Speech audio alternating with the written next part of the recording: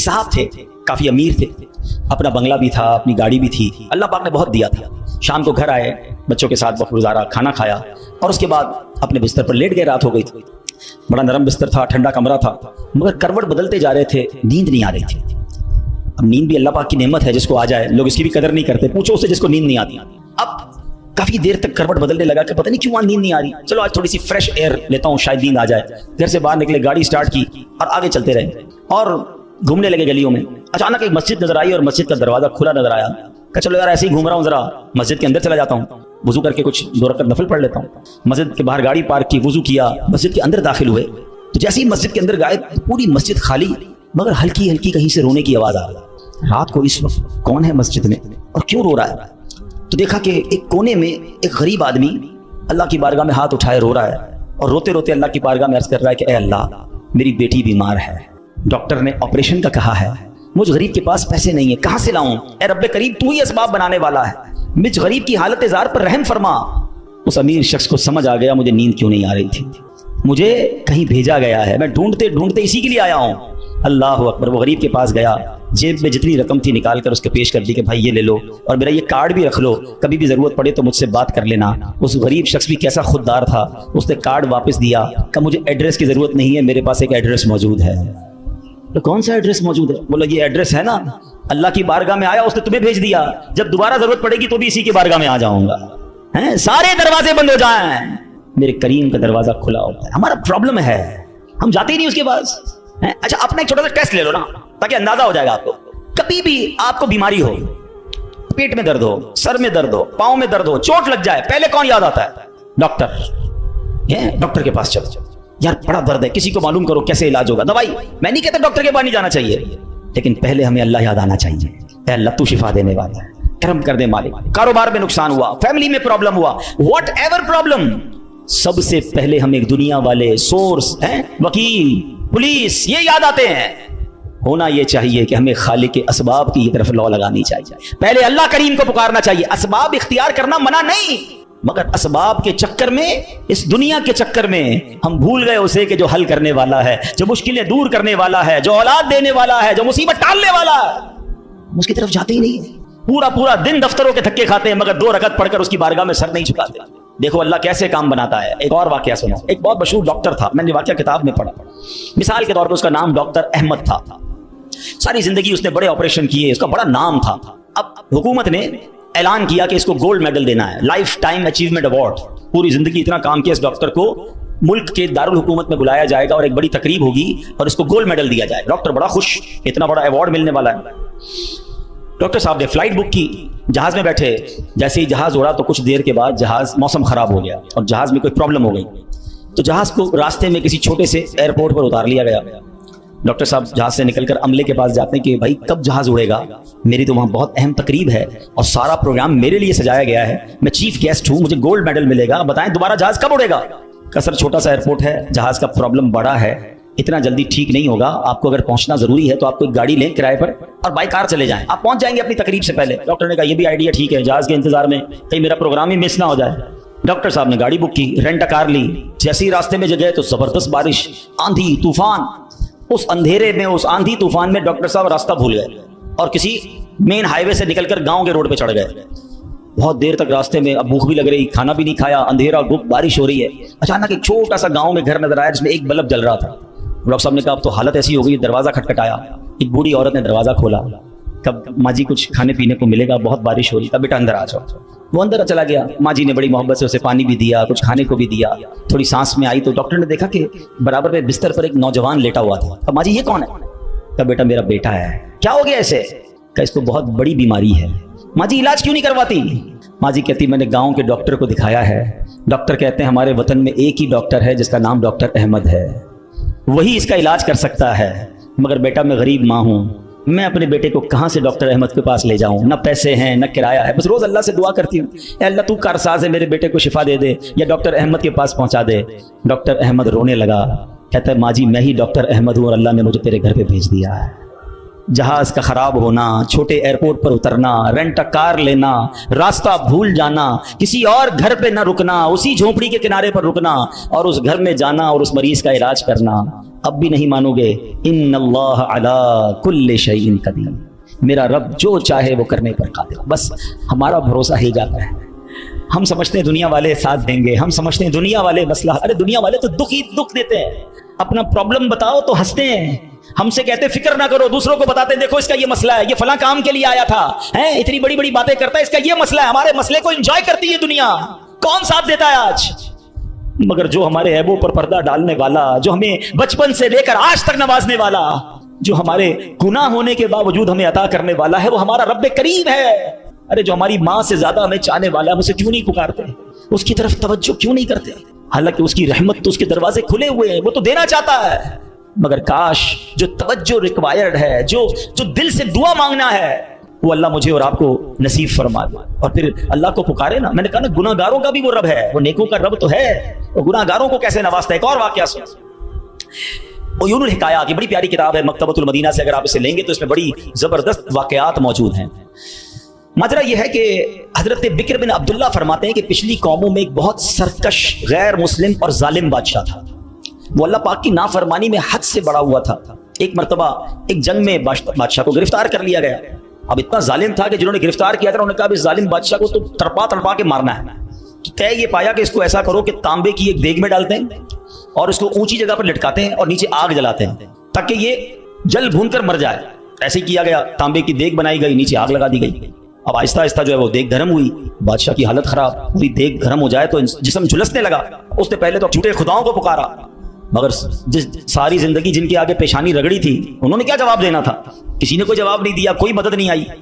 اللہ اکبر، اب جب سب امیدیں ٹوٹ گئی نا، سب اس کو پتہ چل گیا کہ اب میرا آخری وقت آ گیا، اب میں گیا، اب میں مارا جاؤں گا۔ تو اب یہ بادشاہ جو تھا مسلمان نہیں تھا، اس نے مسلمانوں کے رب یعنی خداوند قدوس کو پکارنا شروع کر دیا۔ وہ کہتا ہے یا اللہ یا رحمان یا رحیم مدد فرما دے، اور بلند آواز سے لا الہ الا اللہ پڑھنا شروع کر دیا۔ اب بادشاہ نے اس مشکل گھڑی میں اللہ سے توبہ بھی کی کہ اللہ مجھے معاف کر دے اور بس مجھے بچا لے، اب میں تیری عبادت کروں گا، اب تک جو کیا مجھے معاف کر دے۔ بلند آواز لا الہ الا اللہ، اس دیگ میں بیٹھا ہوا ہے، نیچے آگ لگی ہوئی ہے۔ دیکھو کریم نے اس کی پکار کیسے سنی کہ بارش برسنا شروع ہو گئی۔ جیسے بارش برسی تو وہ آگ بجھ گئی، تو وہ گرمی تو آلموسٹ ختم ہو گئی، لیکن پھر اتنی تیز ہوا چلی کہ وہ دیگ رسیاں توڑا کر دیگ ہی اڑنے لگی۔ اچھا وہ بادشاہ لا الہ الا اللہ لا الہ الا اللہ کی آوازیں بلند کر رہا ہے اور دیگ اڑ رہی ہے۔ اب دیگ اڑتے اڑتے اڑتے غیر مسلم قوم کا جو قبیلہ تھا وہاں جا کے گر گئی۔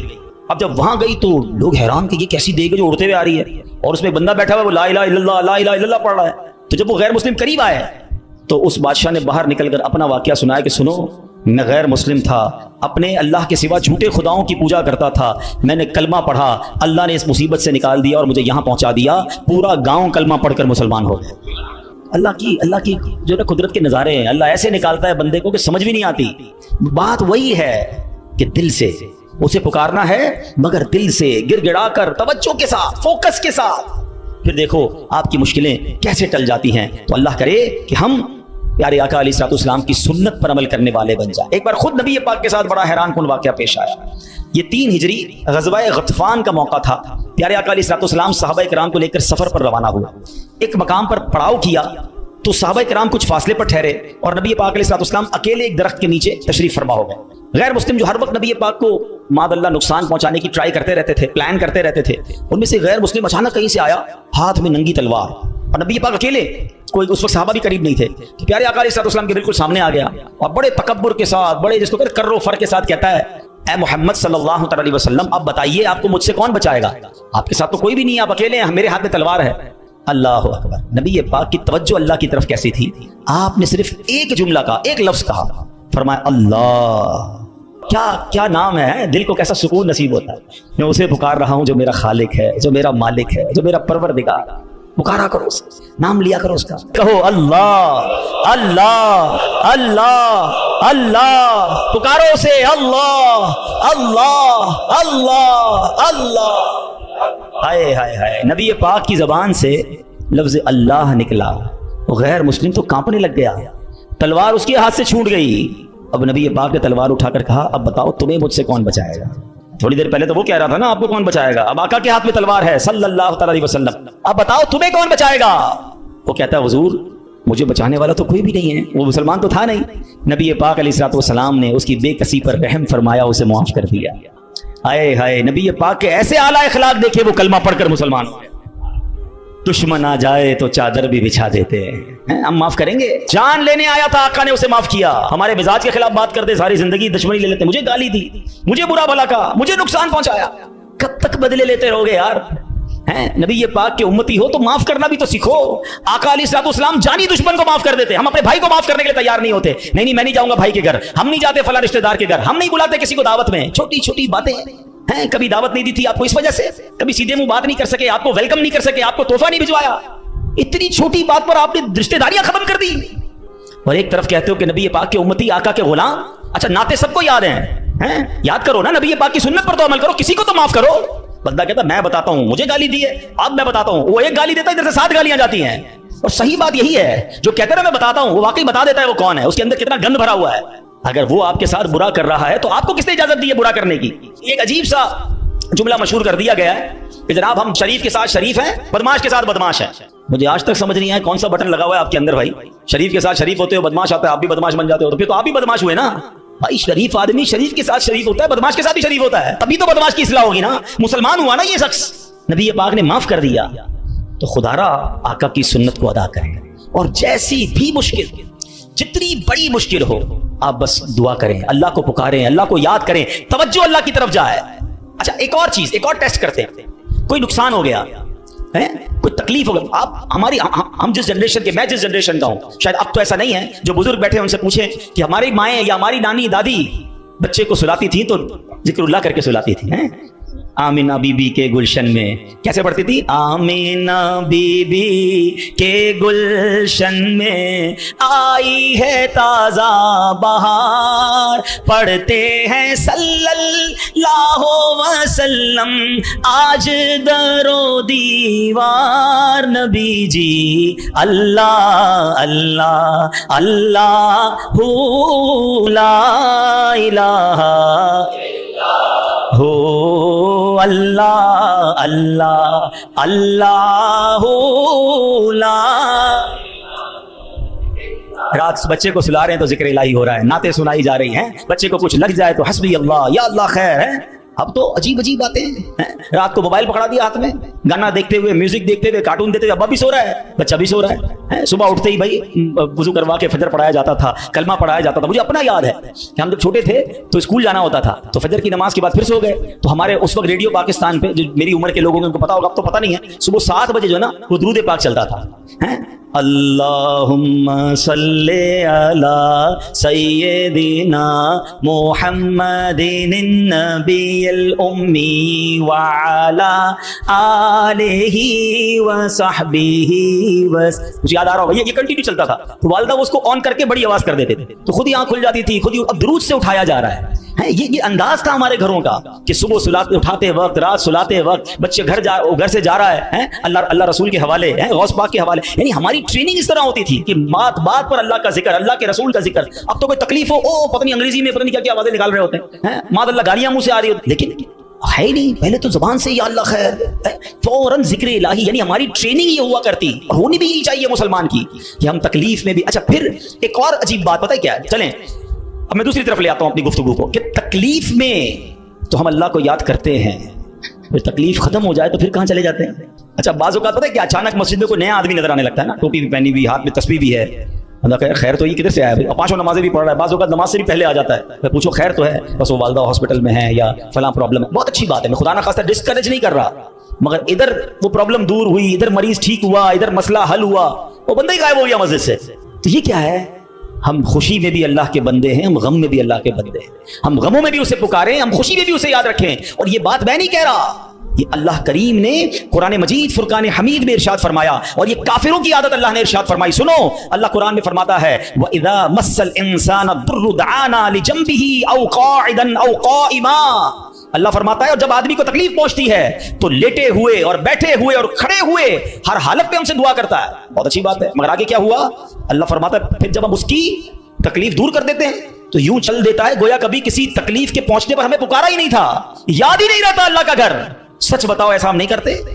پرابلم ہو تو گھر میں قرآن خوانی کراؤ، درود پاک کا ختم کرواؤ، امام صاحب کے پاس چلتے ہیں، دعا کرواتے ہیں، ذرا مسجد میں دعا کروانی ہے، ارے بھائی دعا کر دی، تمہارا مسئلہ حل ہو گیا، اب گئے کدھر؟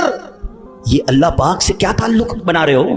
ایسا نہ کریں، دیکھیں آپ اپنے انداز میں سمجھیں, میں بلا تمثیل سمجھا رہا ہوں. کوئی بندہ وہ ہے جو آپ سے جب ملتا ہے اپنے مطلب کے لیے ملتا ہے, بلکہ ایسے بھی لوگ ہوتے ہیں جب باتیں سمجھ آ جاتی ہے یار کوئی کام ہی لے کر آیا ہوگا, اس کا کوئی مسئلہ اٹکا ہے نا تو آج چہرہ دکھایا ہے, تو اس بندے کی کیا عزت ہوتی ہے آپ کے پاس. اور ایک بندہ ہے جو روز ملتا ہے, محبت کرتا ہے آپ سے آپ کے پاس آ کے بیٹھتا ہے, کبھی کبھی مسئلہ بھی بیان کر دیتا ہے, لیکن مسئلہ نہ بھی ہو تو آپ کے پاس ضرور آتا ہے. وہ دوست ہوتا ہے نا, فرق ہے نا, ایک مطلب کے وقت تمہارے پاس آتا ہے, ایک روز تمہارے ساتھ پاس آتا ہے. اب بلا تمثیل سمجھو, جو مطلب کے وقت اللہ کی بارگاہ میں جا رہا ہے, جو کسی مشکل کے وقت تو رب کے پاس جاتا ہے, اور جیسے ہی رب اپنے کرم سے مشکل آسان کر دے وہ غائب ہو جاتا ہے. تو ایسا نہ کیا کرو, اللہ کے گھر میں آیا کرو, مسجدوں میں بیٹھا کرو, نمازوں کی پابندی کیا کرو, اور اللہ کو ہر حال میں پکارا کرو. پھر دیکھو وہ رب کریم آپ کی کیسی مشکلیں آسان فرمائے گا. اور ہمارے اسلاف تو کس طرح اللہ کو غم میں یاد کیا کرتے. اللہ اکبر. ایک بار بڑا خوبصورت واقعہ پھر انشاءاللہ اپنا بیان میں ختم کرتا ہوں. ابو الحسن سری سکتی رحمۃ اللہ تعالی کا واقعہ.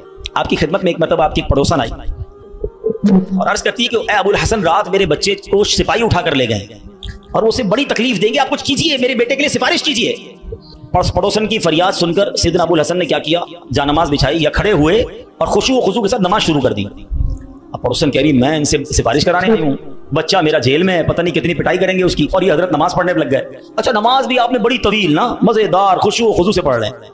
اچھا جب کافی دیر ہو گئی نا تو وہ عورت کہتی ہے حضرت جلدی کریں, میرے بچے کو قید میں ڈالا ہوا ہے وہ, اور اس کی تکلیف پہنچائیں گے.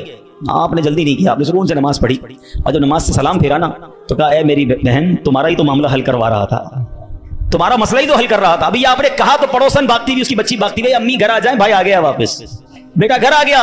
آپ نے کہا میں وہی تو مسئلہ حل کر رہا تھا, جدھر سے حل ہونا ہے ادھر آپ نے رجوع کر لیا. یہ طریقہ بتا دیا ہمیں. پرابلم ہونا وضو کریں اور 2 رکعت صلاۃ الحاجات پڑھیں. ہاں اللہ کے پاس, یا اللہ تیری بارگاہ میں آ گیا ہوں, جو پرابلم ہے, آپ کی رپورٹ غلط آ گئی ہے, آپ کی ڈاکٹر کہتا ہے پرابلم ہے, آپ کو جناب کوئی قرضے کا مسئلہ آ گیا ہے, کوئی بھی پرابلم, مال خراب ہو گیا ہے, 2 رکعت پڑھیں. کسی کے پاس پہلے نہ جاؤ, پہلے اللہ کے پاس. اللہ بھیجے گا آپ کو, اللہ آپ کے پاس راستے بنائے گا. آپ انشاءاللہ نماز پڑھیں, اللہ کو پکاریں, آپ کو انشاءاللہ ایسا راستہ سجائی دے گا کہ کام سارے سیدھے ہو جائیں گے. ہم پہلے کہیں اور جاتے ہیں, ہم رب کے پاس کیوں نہیں جاتے؟ ہم سب کے پاس جاتے ہیں, ہم رب کے پاس نہیں جاتے. ہم سب پر بھروسہ کرتے ہیں, ہم رب پر بھروسہ نہیں کرتے. آج کے اس بیان میں ایک بات سیکھ کر جانا ہے کہ میری مشکلوں کو حل کرنے والا کون ہے. زور سے بولو نا, ایک بار اور بولو. پریشانی دور کرنے والا کون ہے, بیماری دور کرنے والا کون ہے, مصیبت ٹالنے والا کون ہے, مجھے عزت دینے والا کون ہے, مجھے ذلت سے بچانے والا کون ہے, مجھے دشمنوں سے بچانے والا کون ہے, میرے غموں کو دور کرنے والا کون ہے, میری بے قراری کو دور کرنے والا کون ہے, دل میں چین ڈالنے والا کون ہے, ارے مجھے اپنے گھر کعبے کو دکھانے والا کون ہے, مجھے حج پر بلانے والا کون ہے, مجھے مدینے کی حاضری کا شرف دینے والا کون ہے, مجھے اپنے محبوب کا سچا عاشق بنانے والا کون ہے, مجھے گناہوں کے دلدل سے نکال کر نیکیوں کے راستے پر چلانے والا کون ہے, اور سنو انشاءاللہ مجھے جنت میں بھیجنے والا کون ہے. جب سب دینا اس نے ہے, سب ملنا اس سے, پھر کیوں جاتے ادھر ادھر؟ اس کا درد تھام لو, اس سے محبت کرو, اس پر یقین کرو اور اسے پکارو. میں نے آج آپ کو قرآن کے ذریعے, حدیث کے ذریعے, واقعات کے ذریعے سمجھایا کہ جب اسے پکارا گیا ہے اس نے اپنے کرم کے دروازے کھولے ہیں اور اس نے مصیبتوں کو حل کر دیا. ہاں کبھی کبھی ایسا ضرور ہوتا ہے کہ میں جو مانگوں وہ مجھے نہیں ملتا, میں جو مانگوں اس میں لیٹ ہو جاتا ہے. اب اس میں شیطان دماغ میں خیالات ڈالتا ہے کہ ساری باتیں تو مولانا صاحب نے کر دیں, مگر میں تو بہت سالوں سے دعا کر رہا ہوں, میرا تو مسئلہ حل نہیں ہو رہا, میں تو رو کے دعا بھی کرتا ہوں, تہجد میں بھی دعا کی, کعبے کے سامنے جا کر بھی دعا کر کے آیا, فلاں بہت بڑی نیک شخصیت سے بھی دعا کرائی. ہاں اب یہ وسوسہ بھی آج سمجھ لو, اس کو حل کر لیتے نا. اللہ سے ہر حال میں محبت کرنی ہے, ٹھیک ہے. اب اس کے بہت سارے جواب بن سکتے ہیں. پہلے تو میں آپ کو ایک حدیث سنا دیتا ہوں تاکہ آپ کو تسلی ہو جائے. حدیث پاک میں آتا ہے جس کا مضمون ہے کہ جب کوئی فاجر, فاسق, گناہ گار, کافر اللہ کو پکارتا ہے نا تو اللہ فرشتوں کو فرماتا ہے اس کا کام جلدی کر دو, مجھے اس کی آواز پسند نہیں آ رہی.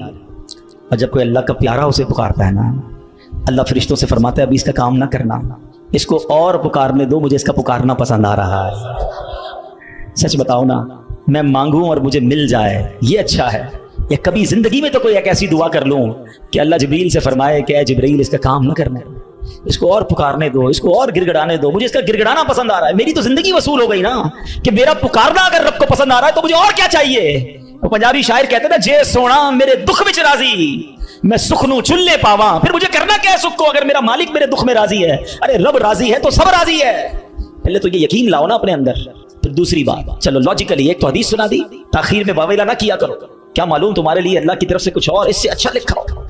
اور ایک لوجیکلی بات بھی سمجھ لو تاکہ آئندہ دعا میں تاخیر ہو تو اللہ سے شکوہ مت کرنا، اللہ سے دور مت بھاگ جانا، محبت میں کمی نہ آنے دینا، بھروسے میں کمی نہ آنے دینا۔ آپ کے گھر میں کوئی بچہ ہو، اس کو بخار ہو جائے، ٹھیک ہے نا، کھانسی بھی ہو رہی ہے، وائرل ہو گیا ہے، اور وہ رو رہا ہے مجھے آئس کریم کھانی ہے، آپ کھلائیں گے؟ جواب دیجئے۔ اچھا وہ کیا ٹھنڈا پانی جوس پینا ہے، پلائیں گے؟ اچھا وہ رونے لگ جائے، خوب روئے، ضد کرے، آپ ایک دوست بھی برابر میں بیٹھا ہو کہ یار کیسے ظالم باپ ہو، آپ کا بچہ رو رہا ہے، کھلا دو نا آئس کریم، جوس پلا دو، کیا جاتا ہے؟ کیا جواب دو گے؟ دوست کے کہنے پہ پلا دو گے؟ آپ کہیں گے بھائی میں اس کا والد ہوں، مجھے پتا ہے کہ مجھے کب اس کو کیا دینا ہے، ایسا ہی ہے نا؟ تم والد ہو، تمہیں پتا ہے بچے کو کب کیا دینا ہے، میرے مالک کو نہیں پتا کب مجھے کیا دینا ہے؟